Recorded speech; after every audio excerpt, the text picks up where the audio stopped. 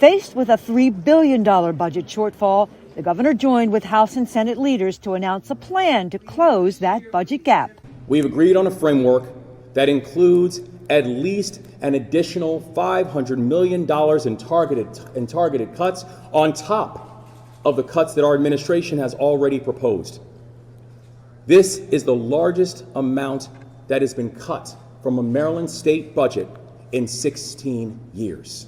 As for talk of a possible sales tax hike, for a third year in a row, there will be no increase in broad-based sales tax or state property tax. And yes, we are asking those of us who have done exceptionally well to pay slightly more, so we can have the best schools in the country, so we can support law enforcement and our firefighters, so we can make sure that we are growing our economy.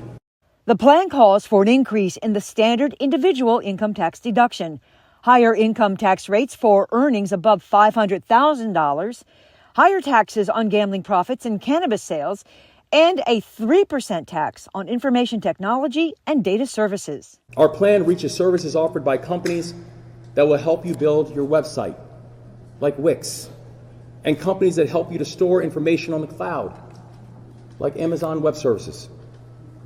This will put us in line with other states already implementing these kinds of reforms, and by the way, both Democratic and Republican states. House Speaker Adrienne Jones says the plan strikes the right balance. No one up here wants to talk about cuts. No one wants to talk about revenues. But responsible governing means having the tough conversations. It means doing what is right, not just what is politically convenient. Senate President Bill Ferguson says they developed the budget plan with concern about what yet may come from Washington. Under this proposal, we are cutting at least $2.3 billion to navigate economic uncertainties and the unpredictable federal landscape in both cuts and reductions. While these cuts and reductions are difficult, they are necessary to maintain fiscal stability and ensure Maryland remains on solid financial ground. And Ferguson wanted to make clear what is not included in the plan. We are not increasing the Maryland sales tax rate on goods. We are not adding a fee for deliveries. We are not increasing property taxes. We are not raising money from iGaming. We are not increasing the estate tax. We are not making changes to the car trade-in allowance. We are not imposing any new taxes on sugary drinks or snacks.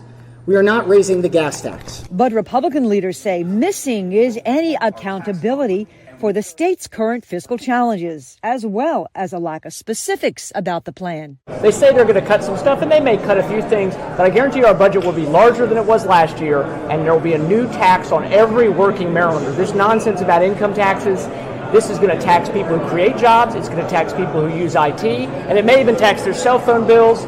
And so I think the public is saying we want a fundamental shift in how we do government. The House and Senate need to complete action on the budget before adjournment on April 7th.